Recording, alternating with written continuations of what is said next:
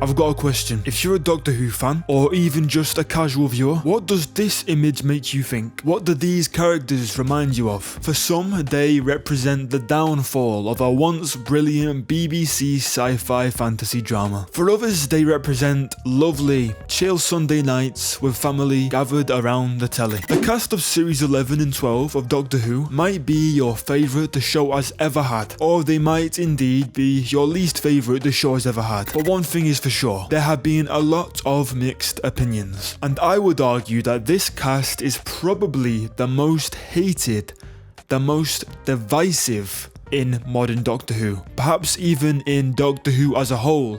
But why is that? As you're likely aware, Doctor Who is unique in that its central cast and crew change drastically every few years, including its lead role. And in 2017, English actress Jodie Whittaker was announced as the 13th main series incarnation of the Doctor. And in her first series, Series 11, we were introduced to her team, her companions. The cast of Series 11 and 12 consists of quite an intriguing group of characters. We've got the Doctor, one of the most iconic characters in British history, a time-travelling alien with two hearts, travelling through time and space. We've got Yasmin Khan, a young police officer from Sheffield who knows she's capable of more than her local duties allow. We've got Ryan Sinclair, Yaz's long-lost schoolmate, who struggles with dyspraxia, a condition affecting his coordination, a unique bit of representation, and adding potential challenges to a life of time travel and monster fighting. Then finally, we've got Graham O'Brien, Ryan's step-grandfather, and the only older male role model Ryan has, as his father was largely absent in his life. Graham is also an ex-cancer patient, dealing with the constant fear of his illness returning. And how did we start this story with such a unique cast? Spoiler warning.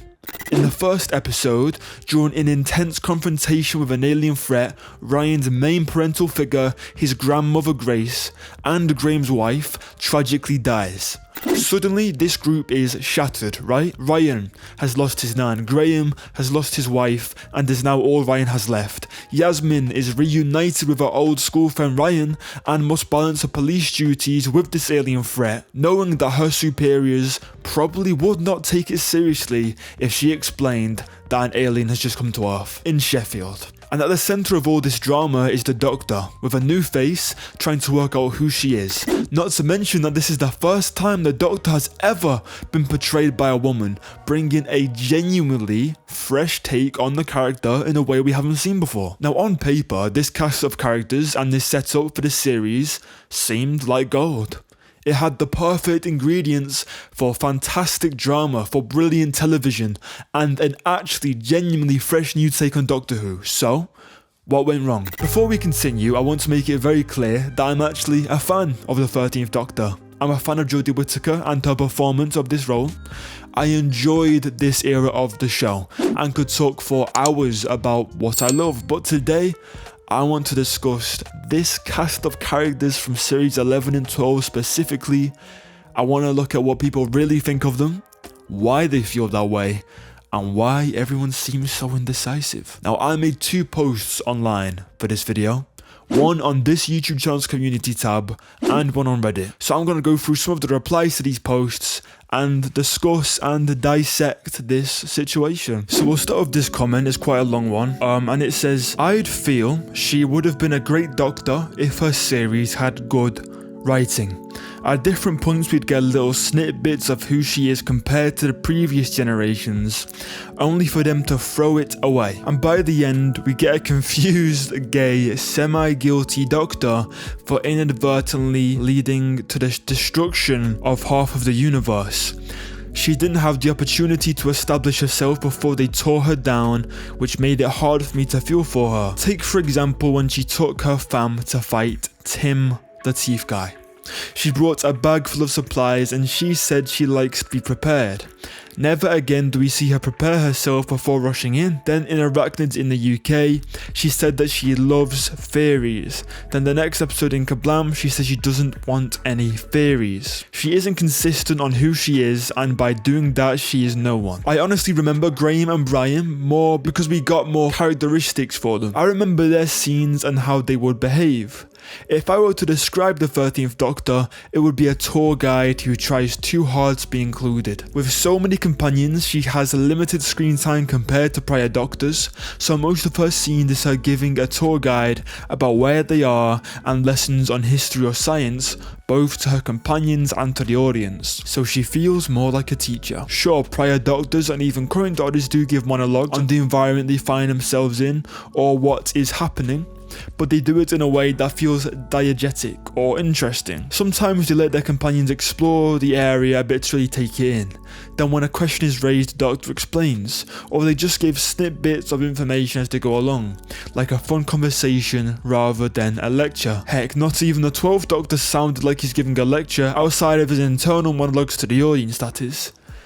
The point is, the 13th Doctor didn't feel like a cool friend you're travelling with, like the prior Doctors or the current Doctor, but rather a mandatory teacher that has to be present during your trip to keep you in line and safe.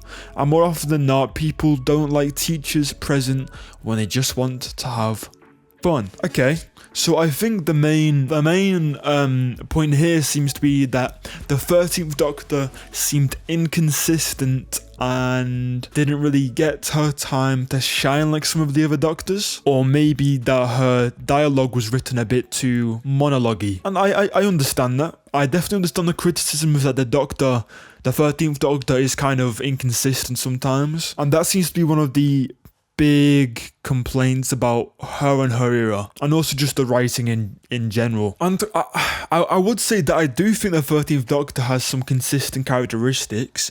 I think she does have a distinct personality that is fun to watch. I do love her Doctor, but I do think sometimes morally she is inconsistent. The 13th Doctor feels like one big identity crisis, which I think is part of the point and part of the plot.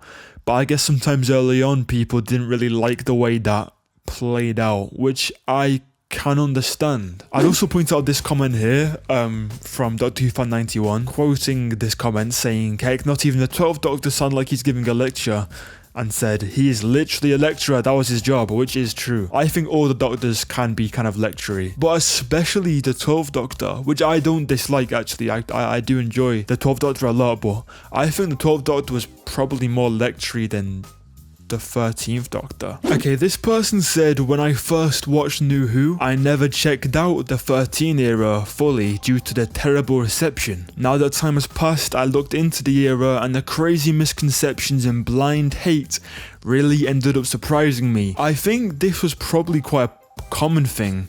I think there was a lot of very quick blind hate for this era, and I imagine it probably tinted people's perspective or even made people not want to watch it at all. I would compare this series kind of to sometimes if an artist I love is putting out an album and I love their last album, but then this new album is nowhere near what I was expecting. It's not what I'm used to, so I don't enjoy it that much on first listen, but then I might go back a few months later, re-listen again, with clearer expectations going in of what I'm getting myself in for, and then I can appreciate and enjoy it more.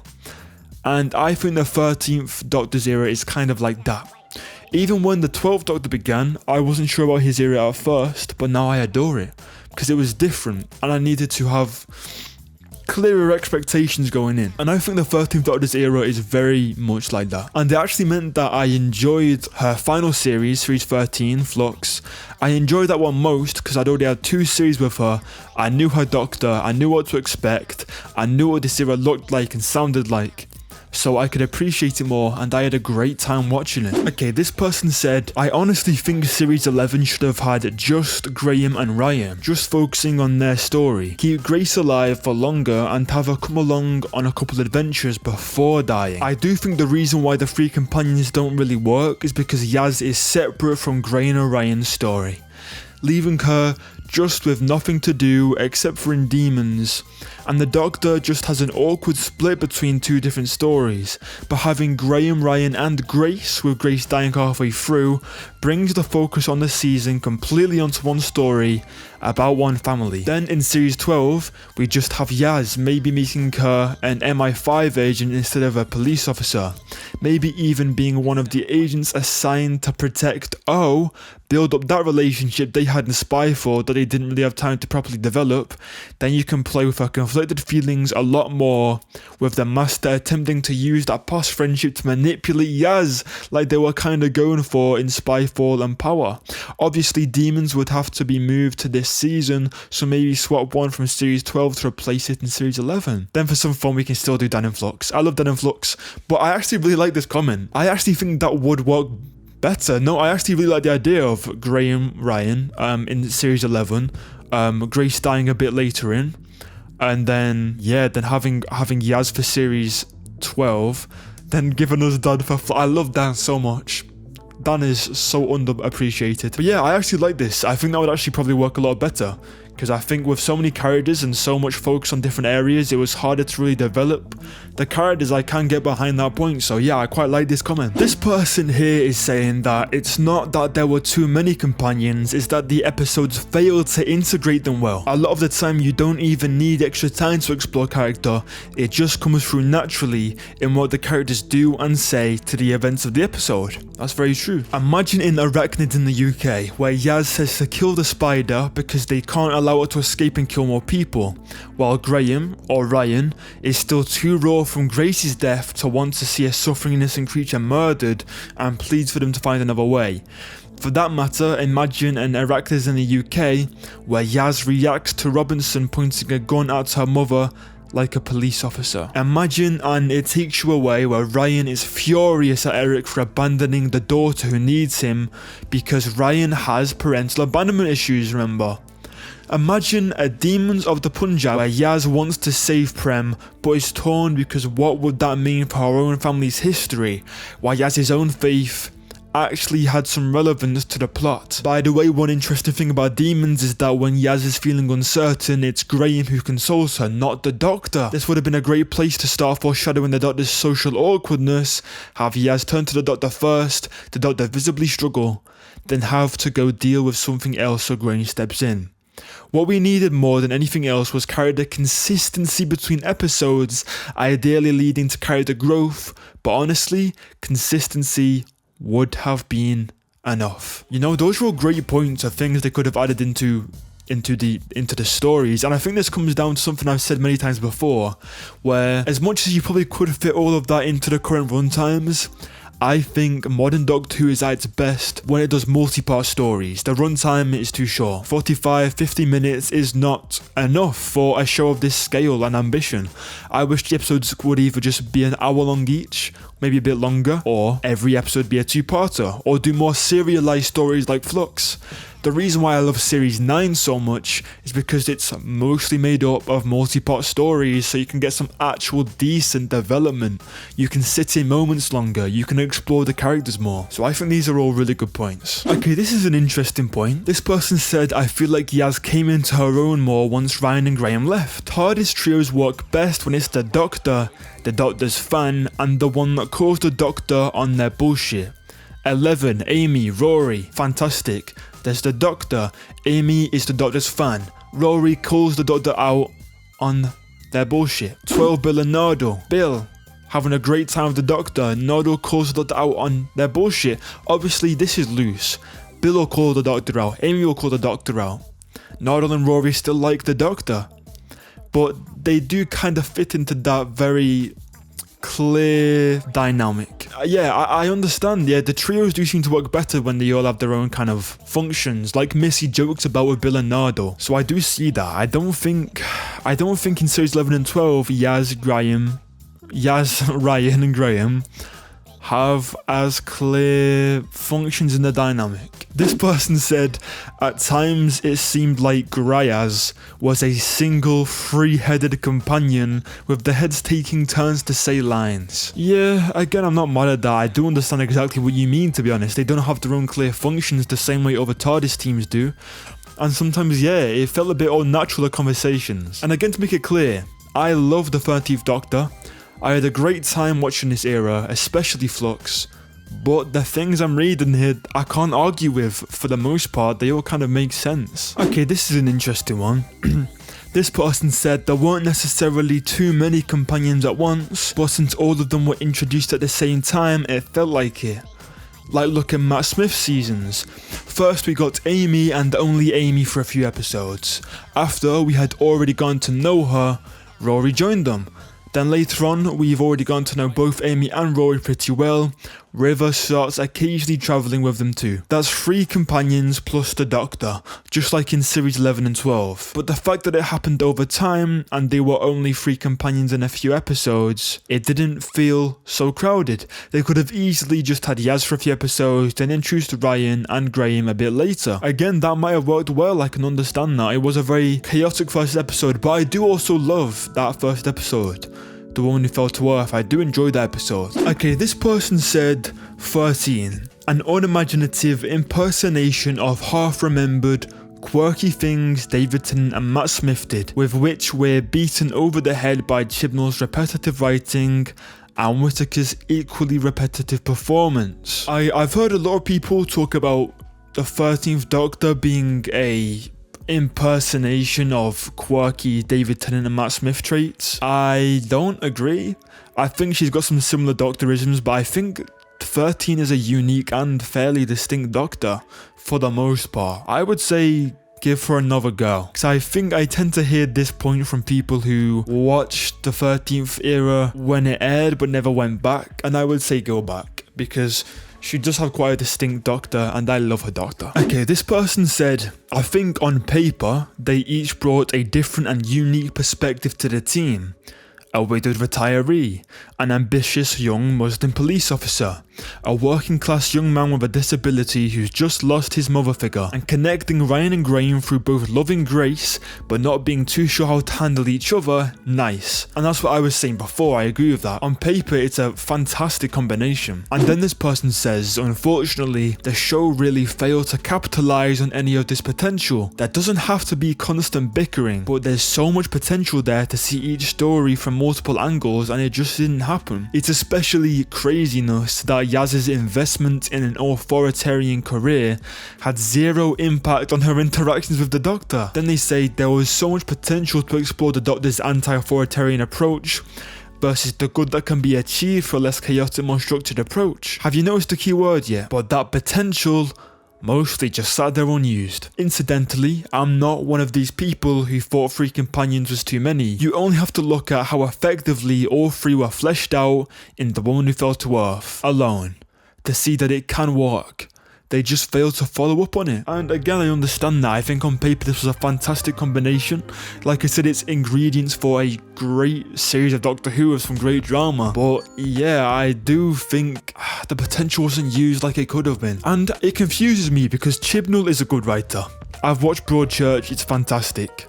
It's got a big cast. They're all balanced well. But I don't know, maybe he was too caught up in the formula of the weekly Doctor Who episodes to really nail it down. Or maybe he didn't get involved enough in the episodes he didn't write. But it does feel like there was some wasted potential here. And I can't be mad at that take. As much as I love the 13th Doctor, I love Flux, I love how beautiful this era is. Yeah, I do think there was some wasted potential. And I feel like this cast of characters wasn't utilised as well as they could have been, which is a shame. So the main standouts from looking at all these takes is that people feel like these characters were great ideas with untapped potential. There was maybe a problem with consistency and the dynamic just didn't work as well as a lot of the others. What caused this or what the actual issue is, I don't know, maybe there wasn't enough character moments, maybe the character moments felt unnatural. But that is strange because I know Chibnall is a great writer. I would say I love Jodie's 13th Doctor. I love the look, I love the sound of this era. I think the ideas were fantastic, but maybe we needed more multi-part stories. Maybe we needed some more gritty drama that we know Chibnall could do. I sometimes feel like he was writing this more focused on the younger audience, whereas other areas of Doctor Who balance really well, trying to make stuff that the younger audience, the young adult audience, and the older audience will all enjoy. I feel like maybe Chibnall was sort of writing down to the audience a bit. I don't think he would give us challenging enough drama. I'm not sure how else to say it. But I will say that I think it got better each series, and I think Flux is a fantastic series of Doctor Who, and I wish more series would try that serialized approach. But let me know what you all think in the comments below, and if there's a lot of comments and this video gets a few likes, I'll maybe do a follow-up. Thank you very much for watching this, and I'll see you soon. Let me know what you think. Bye bye. Mwah.